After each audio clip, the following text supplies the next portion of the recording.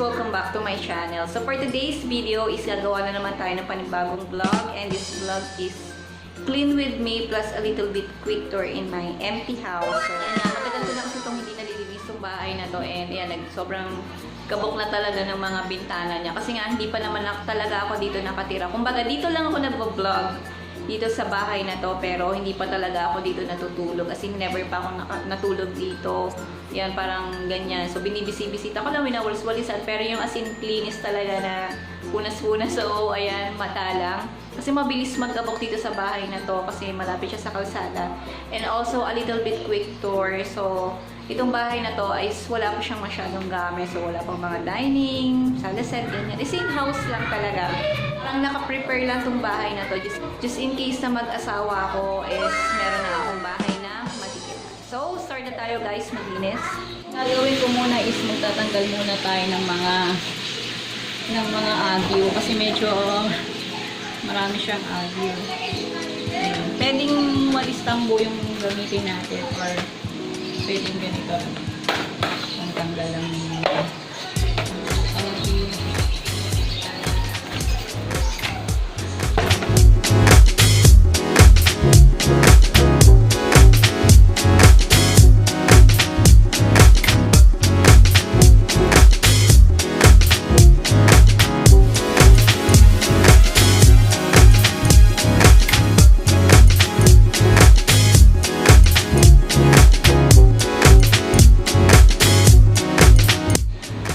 So next naman na gagawin natin guys is mapupunas na tayo ng ating mga bintana.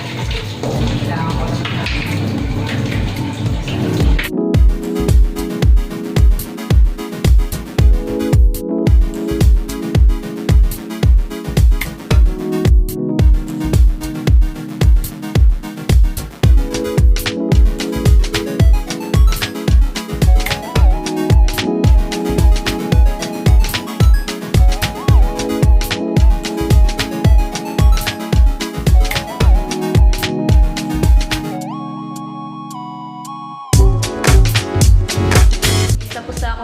magpunas sa loob ng mga bintana. So, sa labas naman tayo guys.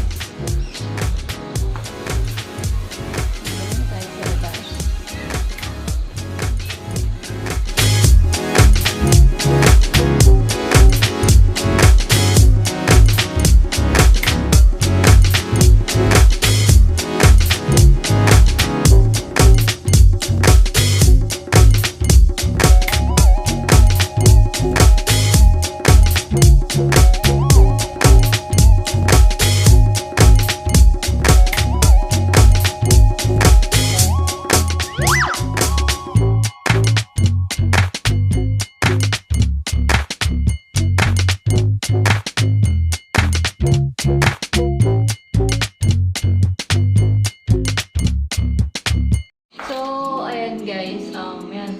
Masyadong maliwanag dito sa tapat ko. Tapos na akong magpunas ng bintana. Actually, medyo natagalan ako sa sobrang alikabok talaga ng mga bintana. Kasi sabi ko sa inyo guys, patagal na akong hindi nakapag-linis dito. So ngayon, mag-awalis naman tayo.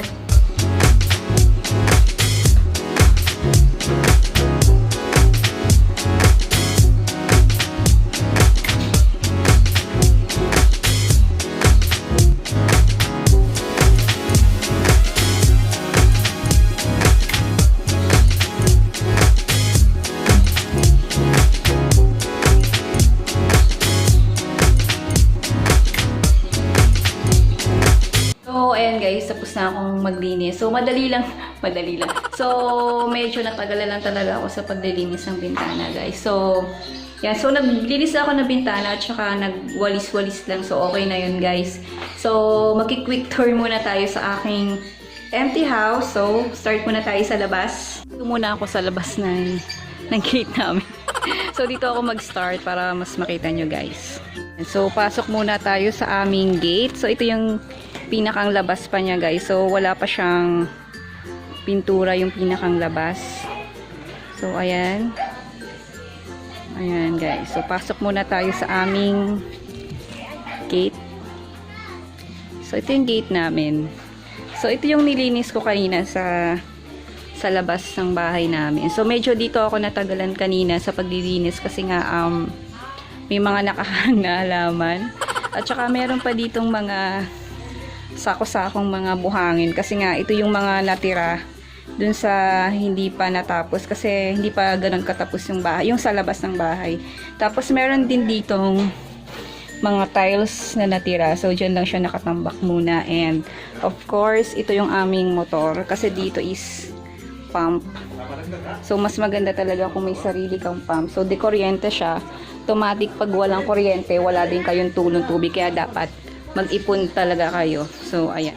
So, ito yung house. Actually, dalawa kasi itong bahay na to. So, house 1 and house 2.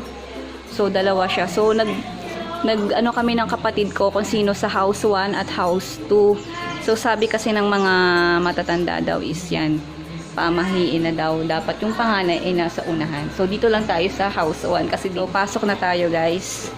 So, ito rin yung nilinis ko kanina. Bali, 4 yung bintana pala na pinunasan ko, labas at loob. So, pasok na tayo guys. Wala kasi akong cameraman eh. Yan. So, makikita nyo guys, yung pinakang bungad niya. So, ito yung pinakang ano niya. So, kung makikita nyo guys, wala siyang laman. So, ito na yung pinakang sala, area, and dining table. So, wala pa nga siyang laman. So, kung makikita nyo guys, ang laman lang niya is ring light. So, dito ako nagbo-vlog usually. Dito ako pumupwesto. Dito. Ayan. So, meron akong ring light na malaki. Ito yung aking Prestigio ring light. Ayan. So, mataas siya. And meron din naman ako nitong isang maliit lang. Just in case na gusto ko lang is maliit. So, ayan. Actually, marami pa akong ilaw. So, meron din akong ginagamit na ganito pang vlog. So, tapos yung hawak ko pa ngayon, ito yung maliit. Na, basta ano siya, maliit lang siya. Di-remote din siya.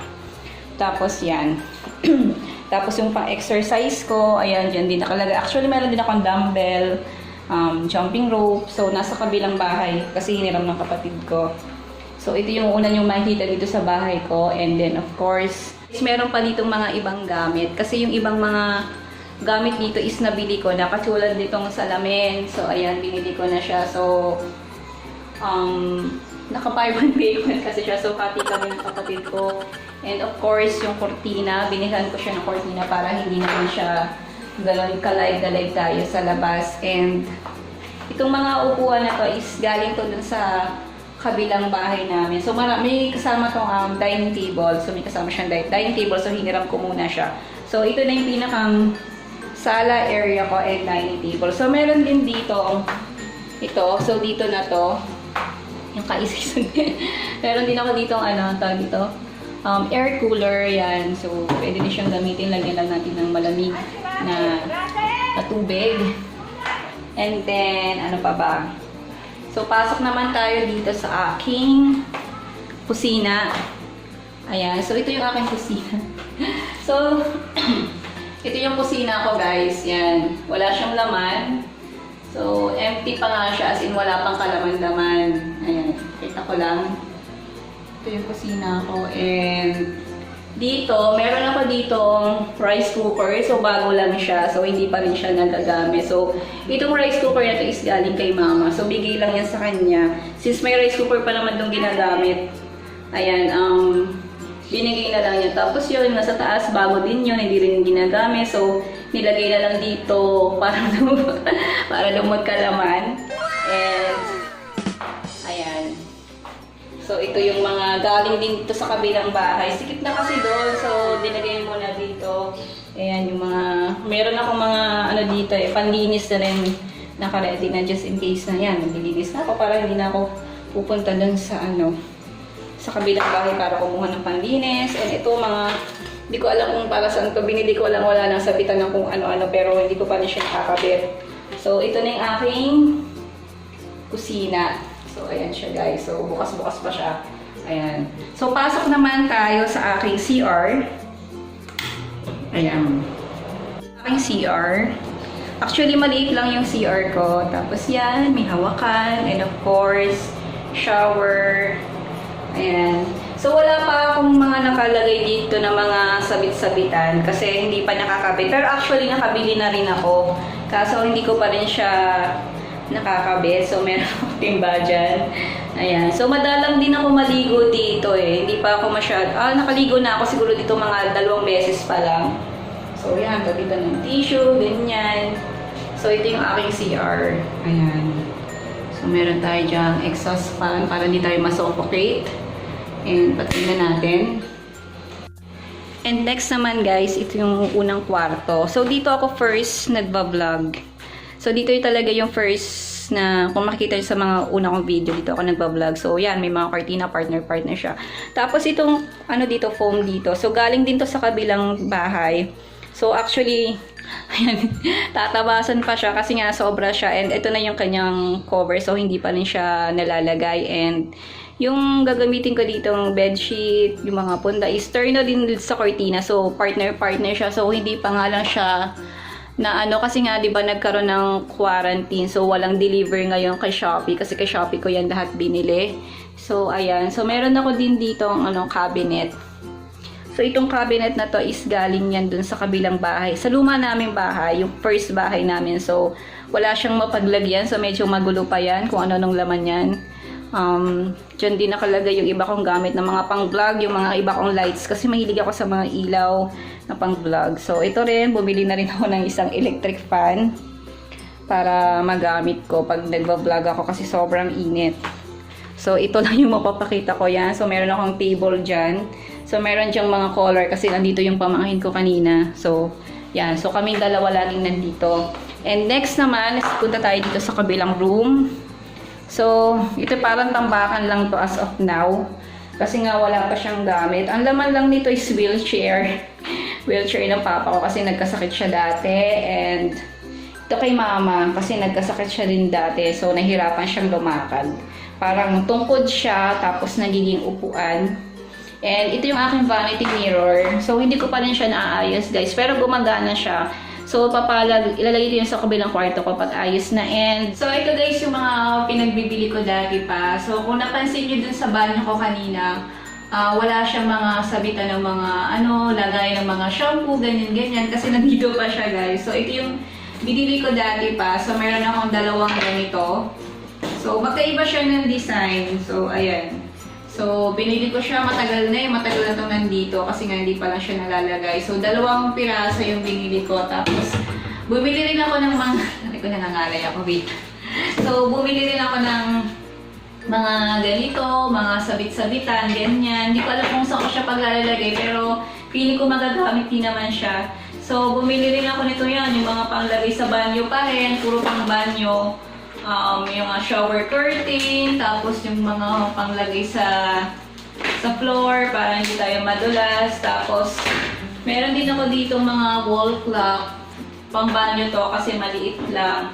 Tapos, ito yung mga yan. So, meron ako mga kung ano mga pinagbibili ko. So, pare-parehas siya ng design. So, pang kwarto siya. Pang dito siya sa kwarto. Ayan. So, hindi ko pa rin siya nalalagay kasi nga wala kami barena, so hindi siya maikabit.